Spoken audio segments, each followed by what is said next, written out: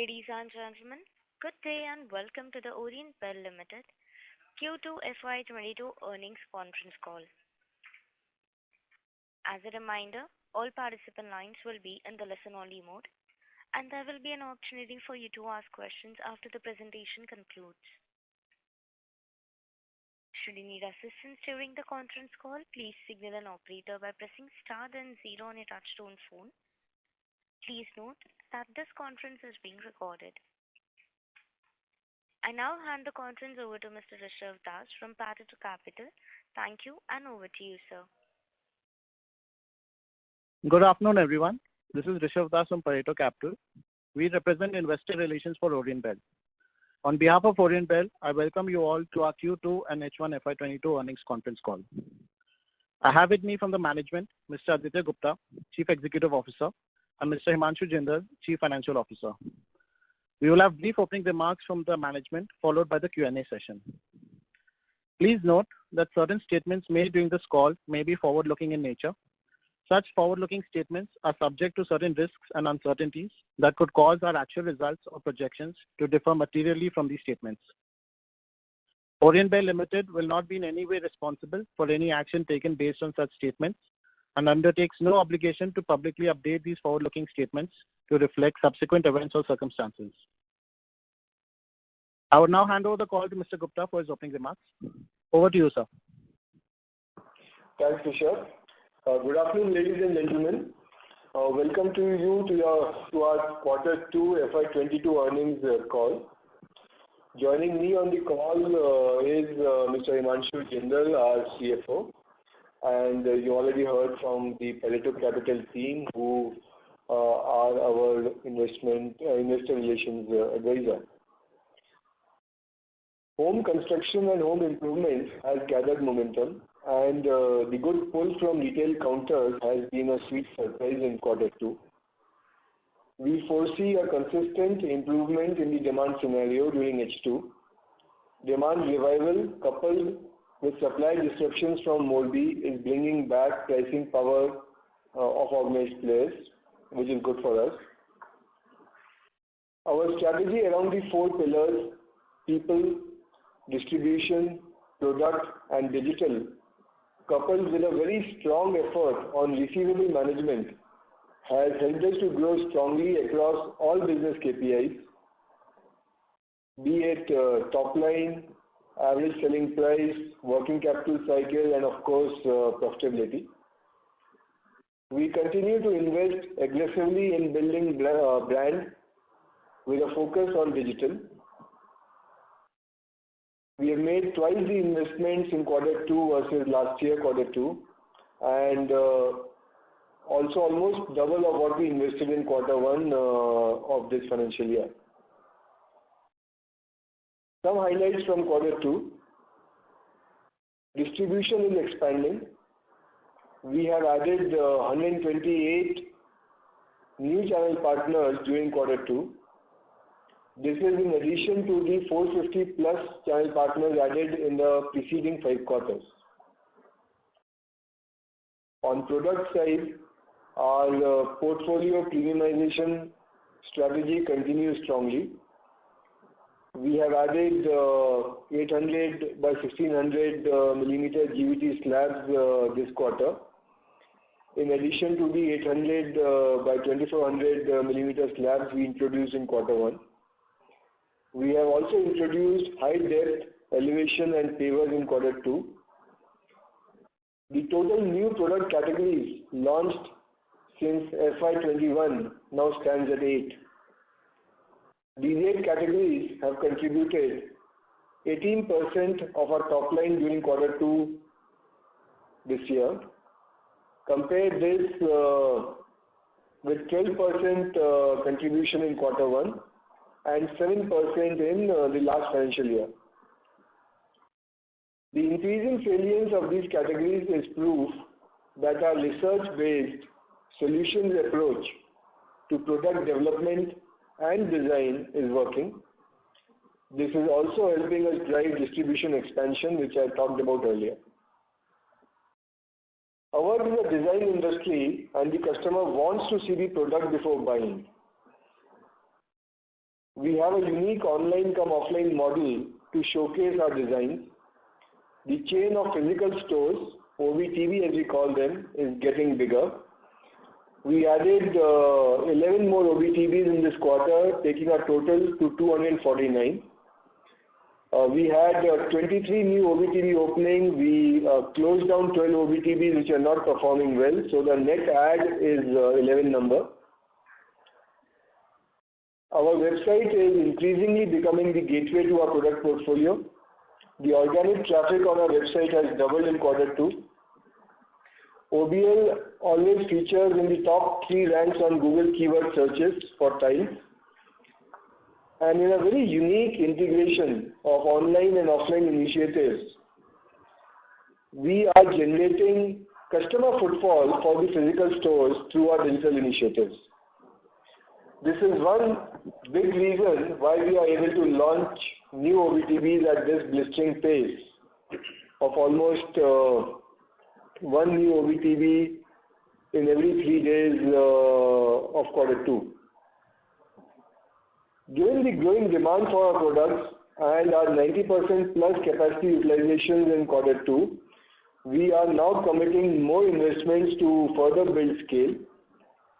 The first round of investments that our board had approved in the last 12 months was at Secunderabad for catering to north and east markets. We have now decided to revamp our plants at Dora and Hoskote to participate in the bigger and higher growth markets of south and west, where traditionally OBL has had a smaller share of the pie. With this, I request our CFO, Himanshu Jindal, for the funders. Over to you, Himanshu. Thanks, Aditya, and good afternoon all. So after a subdued Q1, happy to share that we are back in green. We were able to grow our volumes by 22% YOY, and our prices too moved up by 6% on a YOY basis, and also sequentially by 2%, helping us when we scale up. Our revenues for the quarter grew 29% YOY. Significant and consistent cost escalation across all cost elements is something that is a reality, and this did have an impact on our margins. Some bit of this was though neutralized via the further optimization of our consumption KPIs, the better product mix. The vitrified sales is now higher by 3% on a YOY basis, and also price increases. So far in this financial year, we have had 3 rounds of price increases. For our own manufacturing, we've increased prices by 3% in April, followed by another hike of similar quantum early September. On the traded products as well, post the gas price hike in Q2, we took a price increase of around 6% in September. Again, with the prices going up further this month, which is October, we have taken another price increase of around 6-7%.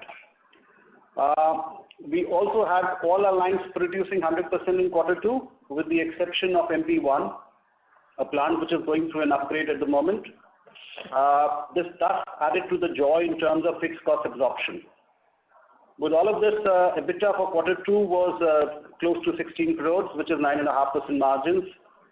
In fact, better than what we had the same period last year. On the consolidated part, this also increased more than 2 times for us versus what we had in Q2 last year. Working capital, it continues to be healthy. Our core cash conversion cycle continues to be less than 20, and our balance sheet continues to stay strong. So we are still having a net cash of 15 crores as on 30th September 2021.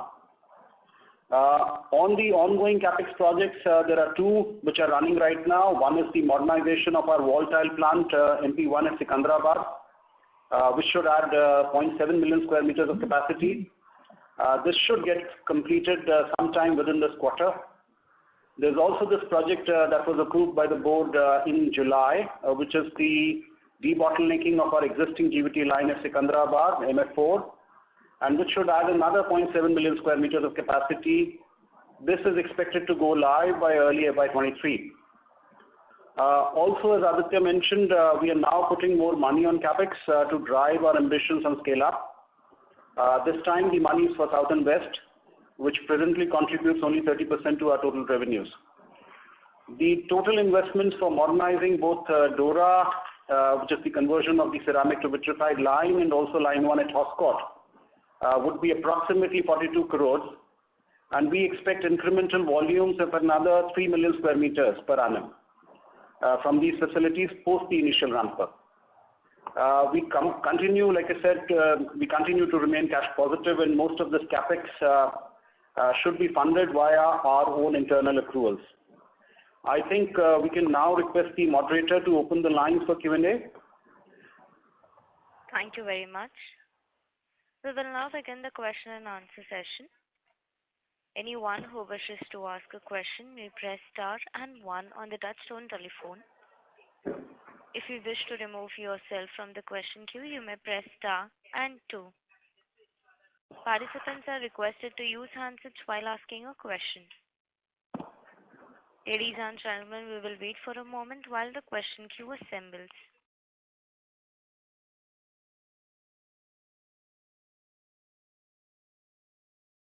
The first question is from the line of Rohit from Samatva Investments. Please go ahead. Hi, sir. Good afternoon. Thank you for the opportunity. So first of all, I would like to congratulate you on the transition that the company has undertaken in the last 2 to 3 years versus the initial expectations, and it's clearly visible in the numbers. Just based on that, I wanted to ask, like, are there any expectations that you guys had put in, and you feel some areas where, you know, the company has fallen short, and the processes that you guys are taking to, you know, reach those goals? Any examples or any benchmarks that you guys have seen? Thanks, Rohit.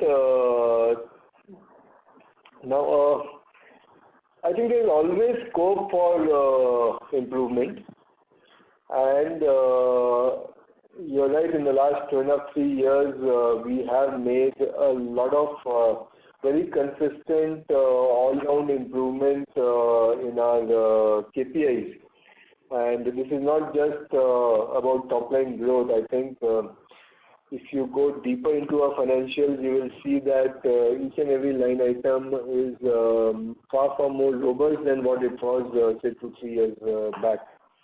And this journey continues. In terms of improvement areas, yes, there are certain improvement areas that we are continuously working on. One is our product profile, as I mentioned, not just the vitrified versus ceramic ratio, which is an outcome, but in terms of coming out with new products which service a particular customer need. So a lot of work happening on the product side. A lot of work which we need to do to strengthen our own manufacturing, which is what all these capex announcements and projects have been about in the last say 5-6 quarters. Distribution expansion is another very big focus area for us, and building up our brand Oriental is, as I mentioned earlier, we have doubled our investment, so that continues to be a focus area and will continue to. So these 4 or 5 will be our focus areas for the next few years. Fair enough, sir. Thank you. So my second question is pertaining to the tile manufacturers in Morbi. Right now in August and September, few days, around 30 days, many of the plants were shut in spite of, you know, strong demand in the domestic market. I just wanted to know what do you feel the reasons why strong demand in the domestic market? Morbi guys are coming back in the focus to the export market. Deloitte, I lost you in between. I will try to answer what I could take from your question. So yes, you are absolutely correct. The Morbi vendors had shutdowns during Q2, various associations, the Volatile Association decided to stop their plants in September. The Double Charge and Nano associations had stopped in the month of August.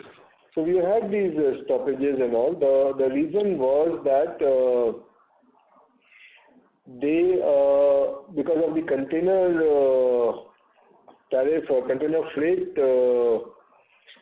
increasing many fold, export dispatches were not happening, and the vendors believed that by shutting down for a month, they would be able to correct the demand and supply situation. So that is why it did shut down. And in terms of exports, I think the freight rates have now stabilized, and export volumes have started moving again, though not as high as before, say 3 months, 6 months before. On the other hand, the export orders which Morbi has are very much intact. I believe they are also getting new orders. It is just that the execution of these orders is getting delayed while they wait for a more favorable freight situation. Okay. So is it good to understand that at this point of time, the Morbi guys are not focusing that much on the domestic market in spite of decent demand, and organized players like you are, getting a bigger market share? Is that a fair assumption? See, Rohit, to answer you differently, this is Himanshu Jindal, by the way. Yeah. What we need to understand is there is a very clear structural shift in the way Morbi works today versus what it was in the past. Or let me say the industry works today versus what we had traditionally in this industry. Yeah. So there was a cluster which was operating very aggressively on pricing, on credits, supported by whatever they were doing in terms of tax compliances, some of them for sure, and also because of the non-green, non-clean, let me say non-tax compliant fuel. Yeah. So this was what was aiding price and credit aggressiveness from these players onto the domestic market. This is how they were building scale for themselves, and a lot of us were getting impacted because of that. Now structurally, with the new things coming in play in the last 18-20 months, things have kind of eased out for us. It's become a more level playing field. Yeah. So this is a structural shift, correct? Yeah. You with me? Fair enough. Yeah. Fair enough. So this is what is helping organized play in general to pick up more market share, and this I believe will be permanent. Gas pricing is something which is, which can be, today we are at an advantage to Morbi. We may not be at an advantage to Morbi in future. So this is something that we don't know. Yeah. But surely at the moment even that is helping. Correct? So I think this is what is driving expansion for all of us.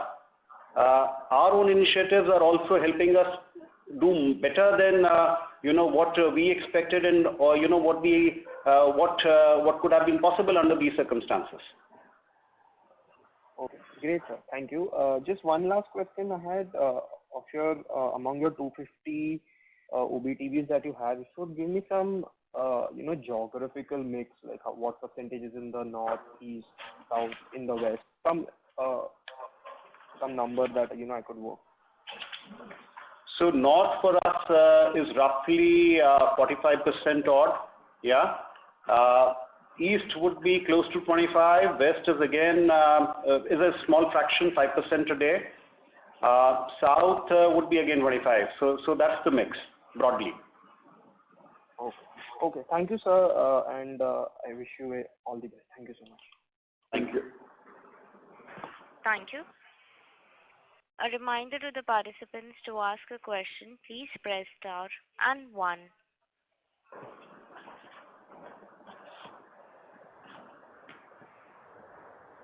The next question is from the line of Keshav Garg from PPIL. Please go ahead. So just wanted to understand the pricing scenario in relation to the increasing gas prices. So have we taken enough price increase to set off the hike in gas prices, or some margin pressure quarter on quarter can be expected? Okay, Keshav, Aditya here. Yes, gas prices have gone up aggressively, and for the first time I've seen that the gas pricing in Morbi is more than what we pay in our own units. As I said earlier in my opening address, we feel that pricing power is now coming back to the organized players, especially in light of the other reasons which structural changes which Himanshu spoke about. So, short answer to your question would be that we have passed on all the input cost increases in the market, and we have not allowed them to impact our margins at all. We expect in the future also to be able to pass on any cost push to the consumer. So that is very reassuring. And so now barring any COVID third wave, so what performance we did in the last quarter in Q2, sir, was there some pent-up demand, from Q1 also that is in Q2 numbers, or can we expect the Q2 numbers to be the new base going forward, barring any COVID third wave? So Keshav, that's a bit of crystal gazing.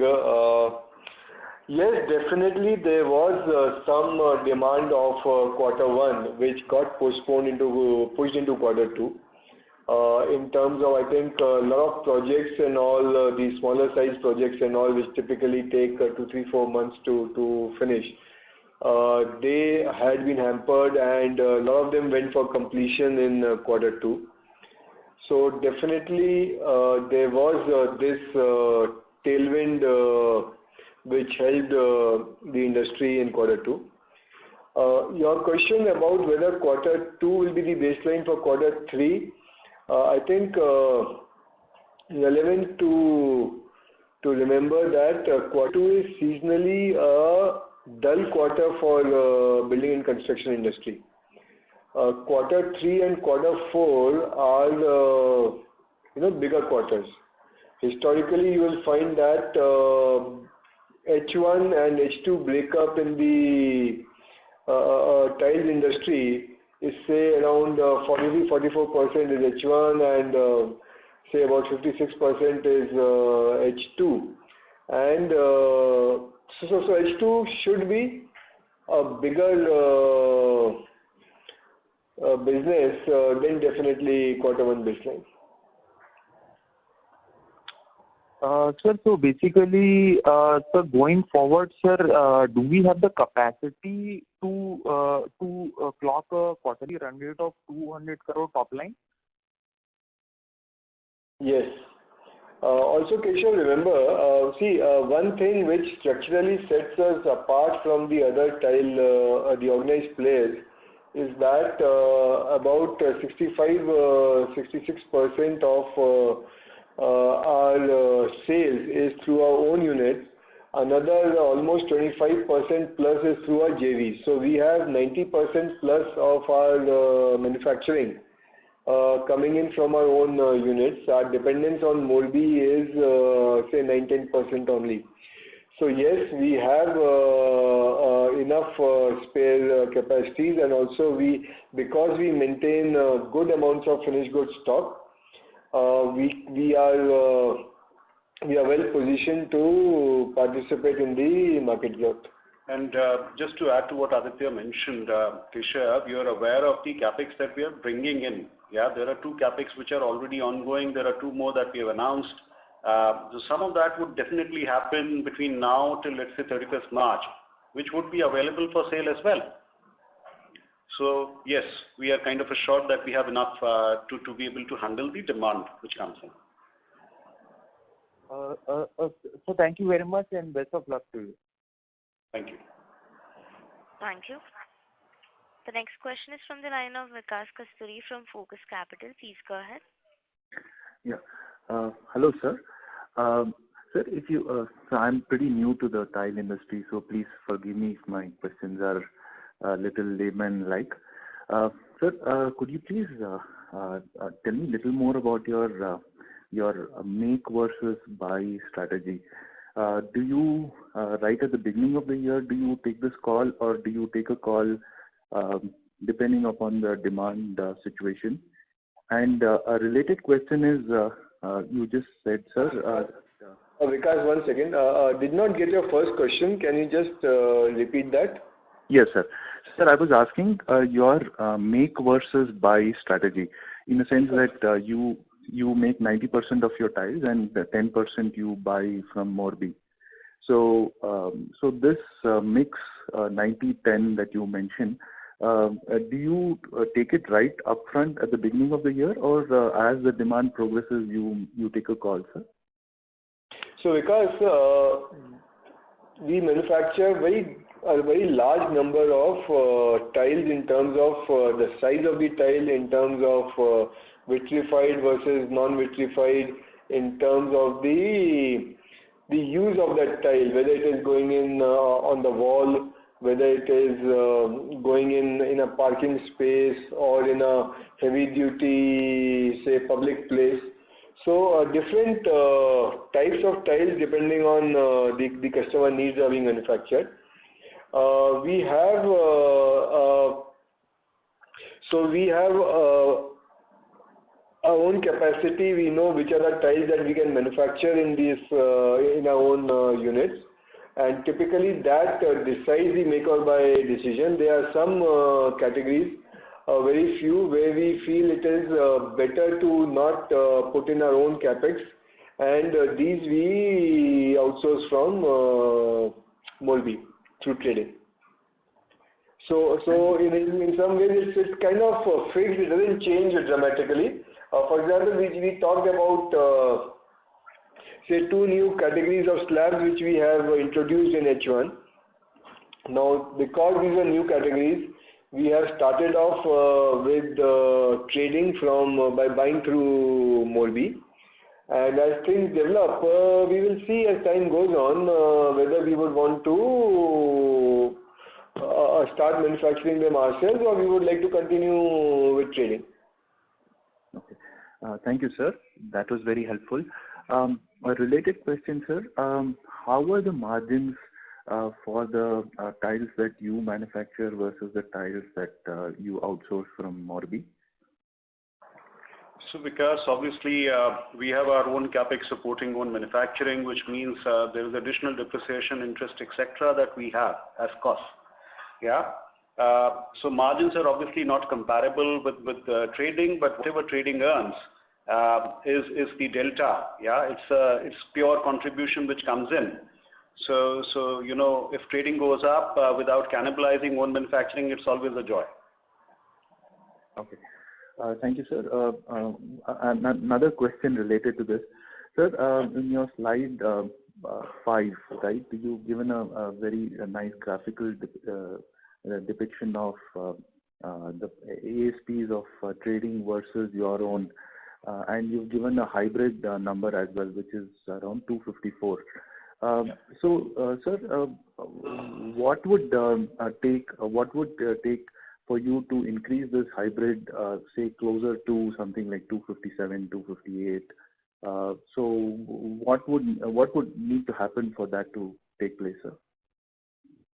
So, because mix of things, I talked about product premiumization.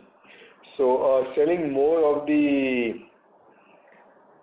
premium tiles, selling more of vitrified, especially GVT and double charge, selling more of these slabs. Within the ceramic piece, selling more of the higher end tiles like pavers and all is what will push it up. And this is something which we have been doing. We have had a 6% increase in our average selling price from versus last year quarter 2. And we see this is also being helped, Vikas, by the price increases we are taking. So Himanshu talked about some price increases which have been taken in H1, and all of this goes into the ASP. Okay. Great, sir. I'll just ask another question, if it's okay with the moderator.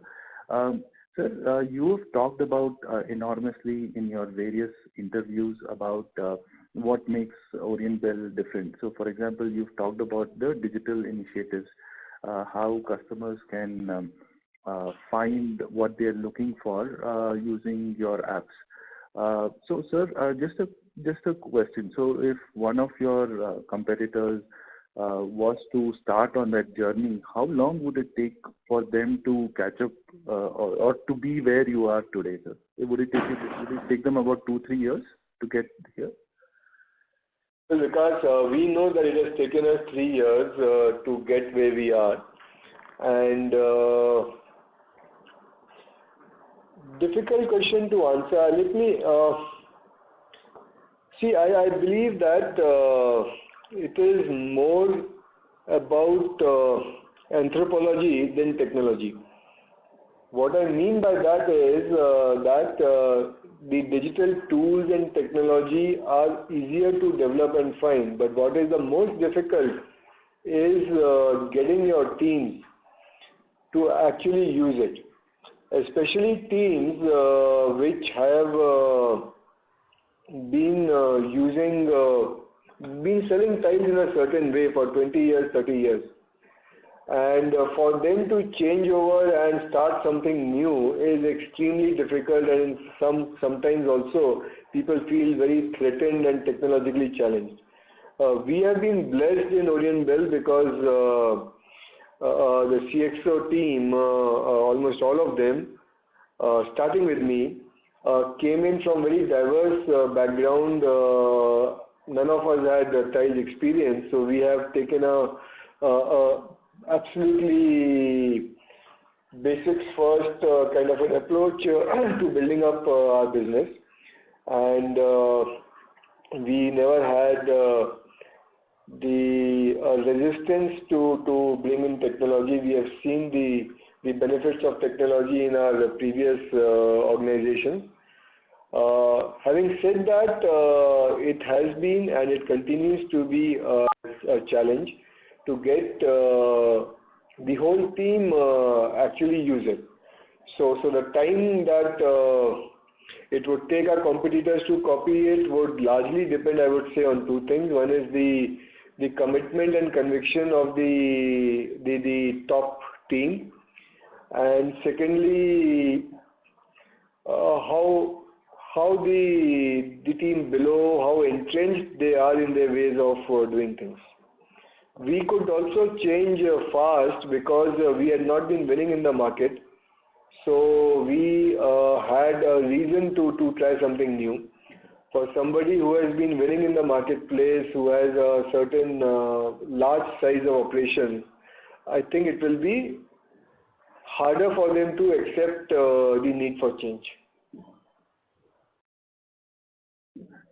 Thank you, sir. Thank you for the detailed answers.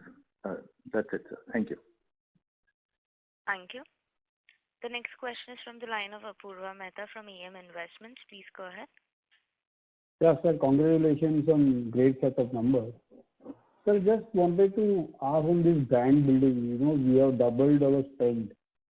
So exactly where are we spending, and what kind of benefits we can see going ahead? What are you envisaging on this brand building?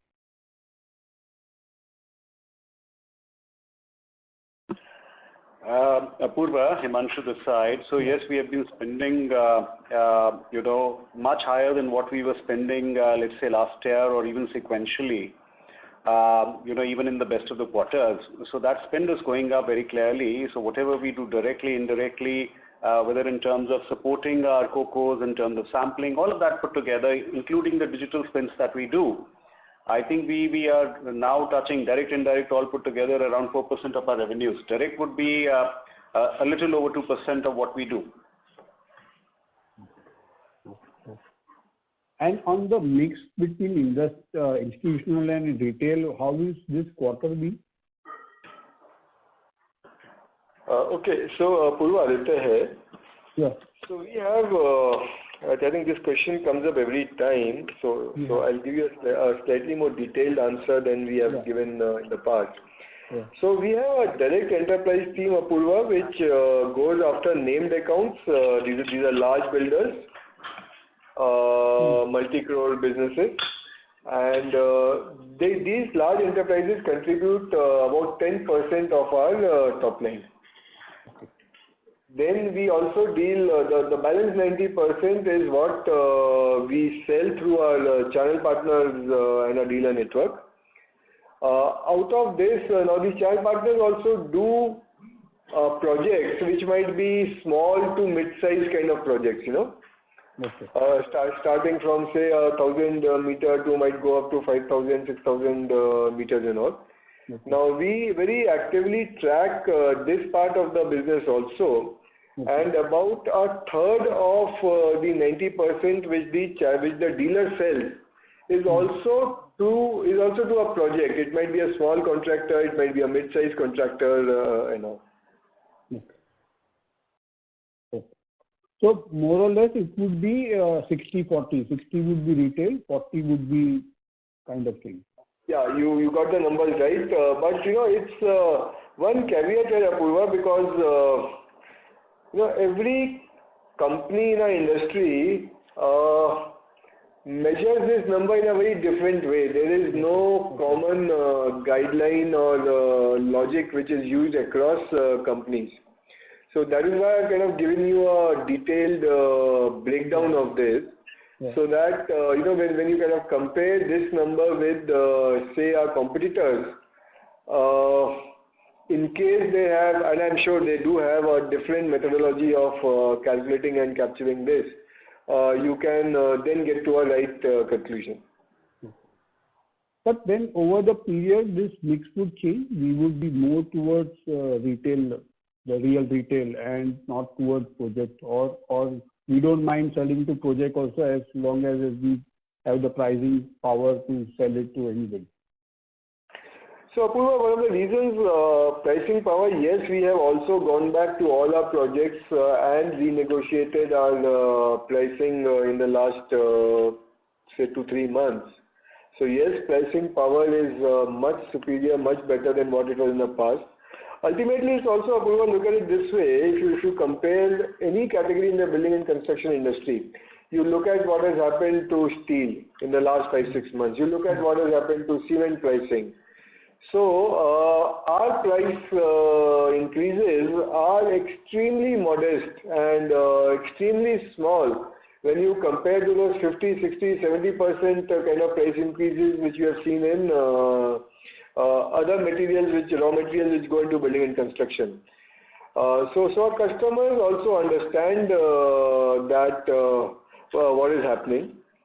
On your second question on where do I see this growing? I think the retail piece, which is 90% of the business, I sense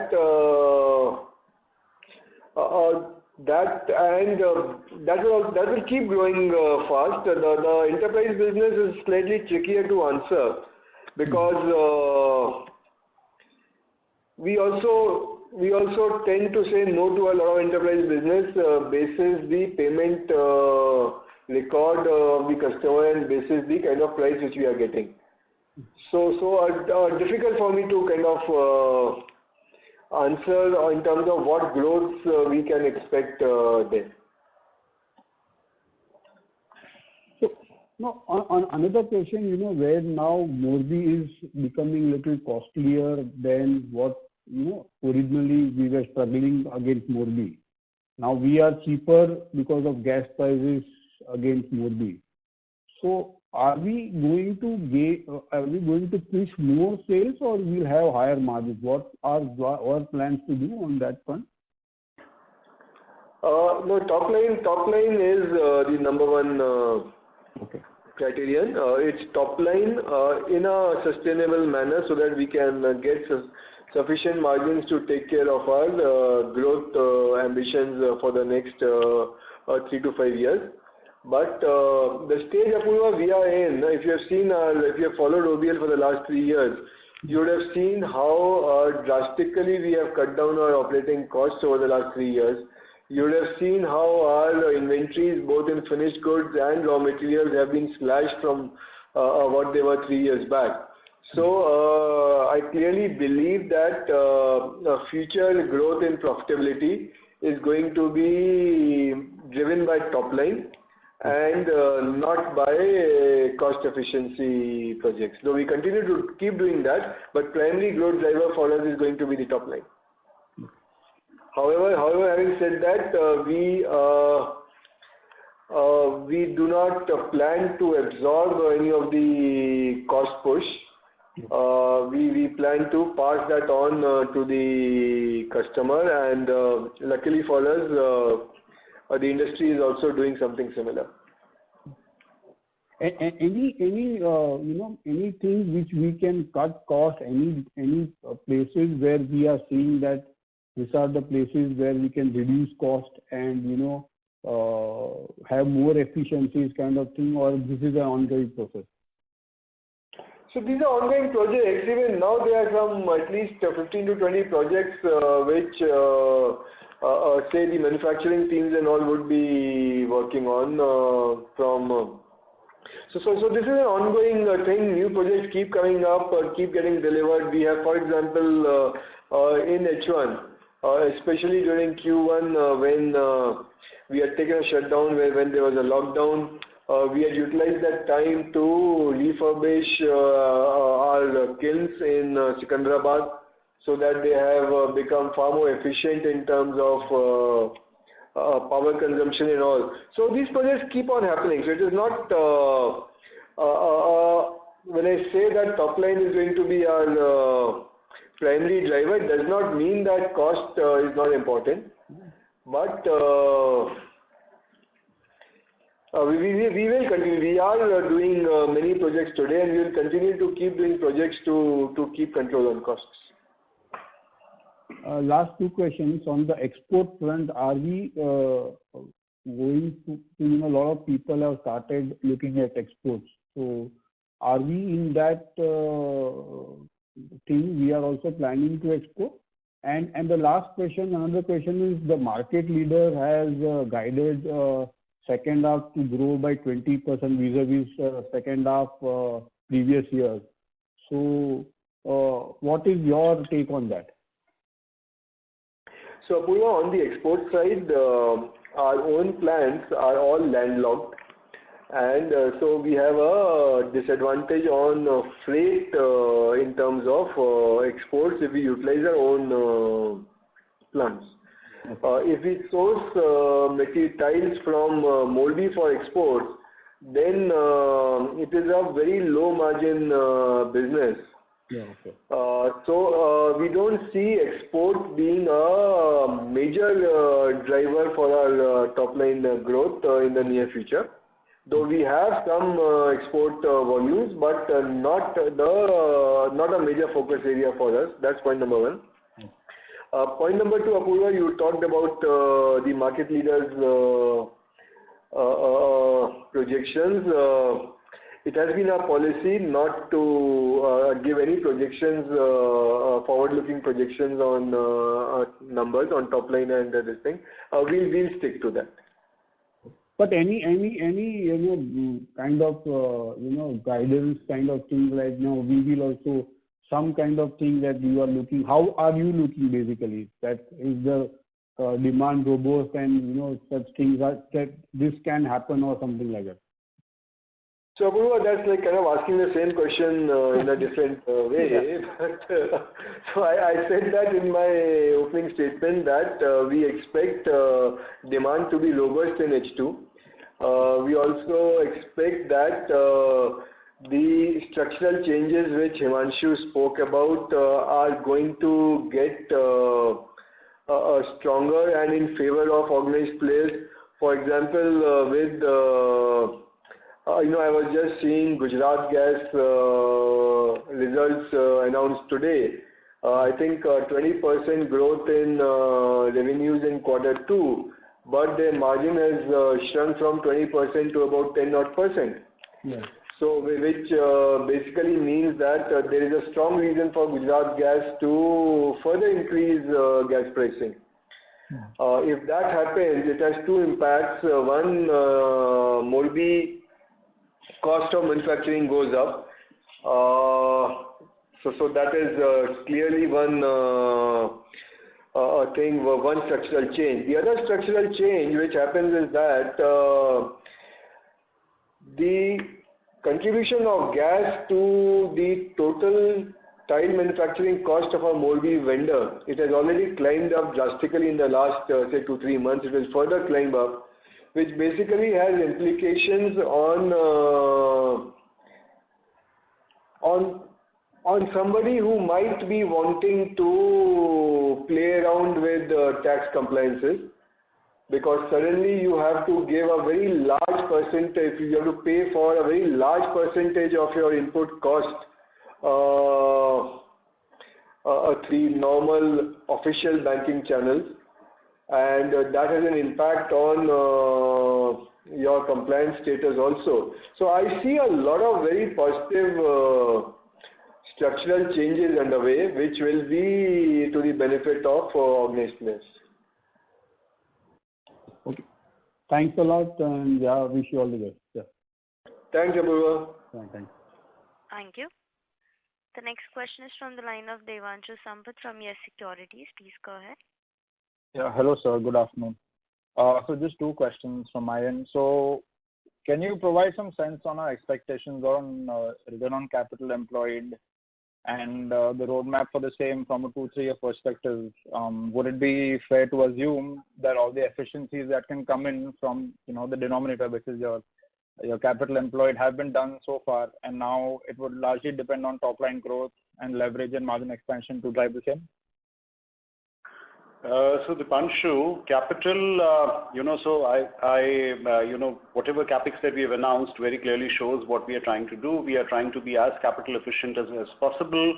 So there is a, between now or let me say 1 year, in the last 1 year, all these 5 projects that we are doing, the cost of me adding capacities is between 10-15 crores per MSM. So that should define how we are looking at things. We are debottlenecking, we are upgrading our plants, becoming more and more efficient.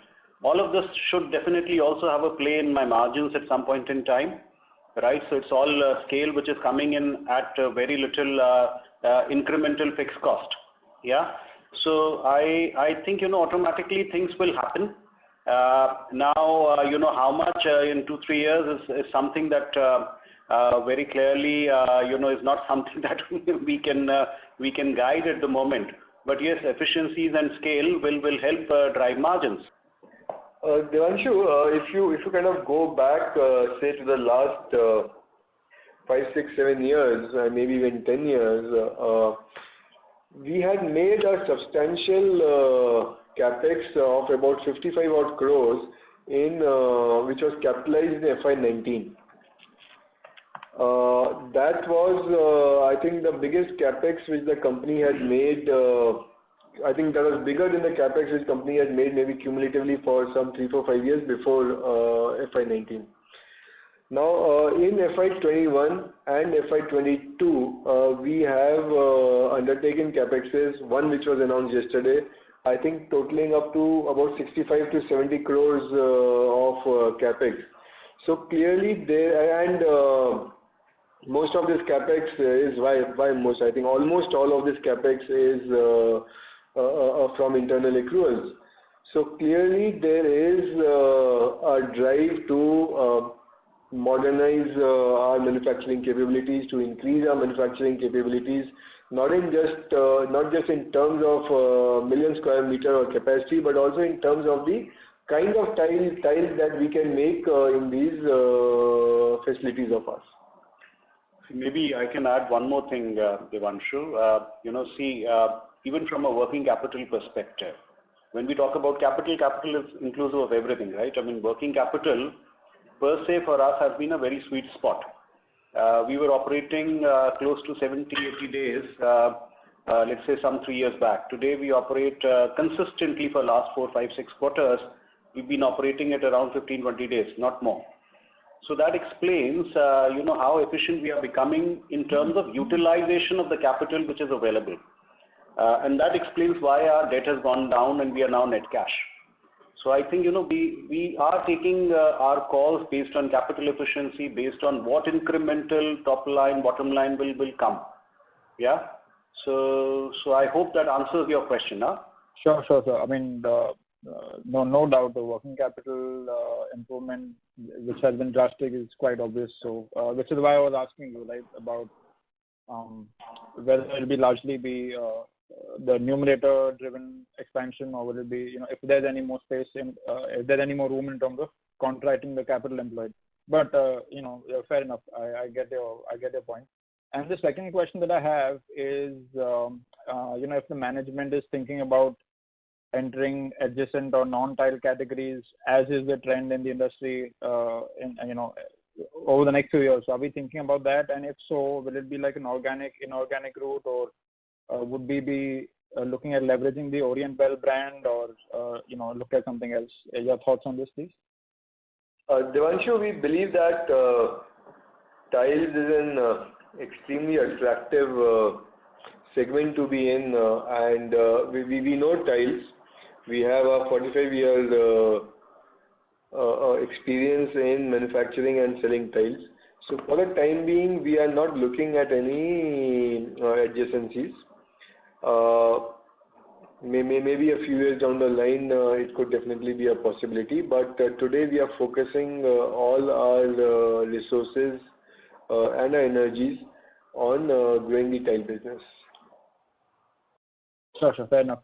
Thank you very much, and wishing the team a very happy Diwali. Thank you. Thank you, Devanshu. Very happy Diwali to you also. Thank you, sir. Thank you.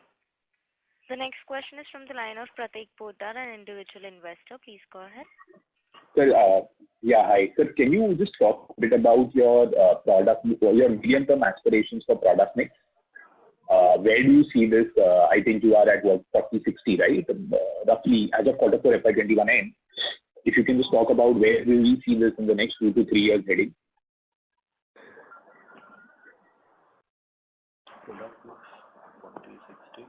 Projects versus, okay, fine.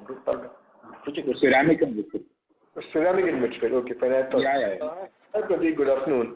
So, Pratik, we have been increasing our vitrified share. I think it's about 3% more than what it used to be. And we expect that this trend will continue. We will be, I think, we expect that every year we will gain a bit more on vitrified salience versus ceramics. Having said that, there's another thing which we have been doing successfully for the last couple of years, which is that we are taking out we are removing our focus from the lower end of the ceramic tiles and putting our energies into the higher end ceramic tiles. For example, one of the most popular vitrified tile in the industry is what is called a PVT tile or a nano tile. And we sell a very large quantity of ceramic tiles which are at a huge premium, maybe 30-40% premium to this vitrified tile. Wow. So rather than going for ceramic versus vitrified that much, while a vitrified will keep on increasing, I think the bigger focus area for the company is to build up the average selling price. Got it. So then, sir, over a medium term, how should I think about your average selling price inching up in the medium term? And consequently, I'm assuming that the more higher the average selling price, higher the margin. So today you are at 50% discount to, let's say, the market leader in terms of margin. Over a next 2-3 year period, how much of this gap can you converge with your strategy of premiumizing your portfolio and increasing ASPs? Okay, Pratik. So we don't watch our competitors as closely, frankly.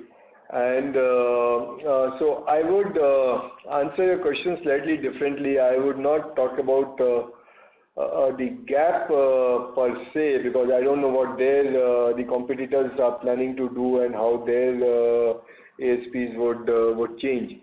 But we have definitely, as I said, we have grown our ASPs by about 6% quarter on quarter. And we are clearly seeing, if I break up this number, Pratik, within the quarter 2 also, I would say that my September ASP was better than my August ASP, and August ASP was better than my July ASP. So we are seeing a consistent month-on-month improvement in this KPI, and I think that's what is really important. You see, yeah, thanks. No, I understood. So all I was asking is, when you say price increase, it is like for like, excluding the price increases of gas costs, which was excluding input cost inflation, right? That is the way you are looking at average selling prices.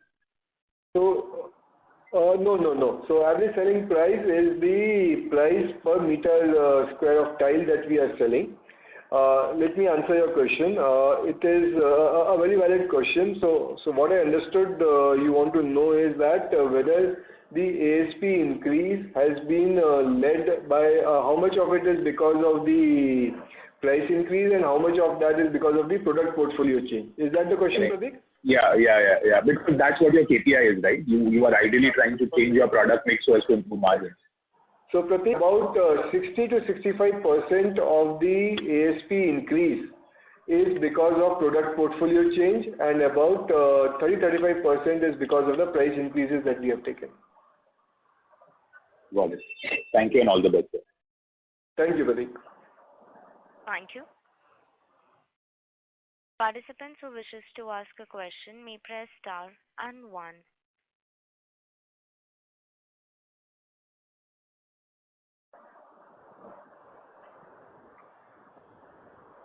Ladies and gentlemen, as there are no further questions, I would now like to hand the conference over to the management for closing comments.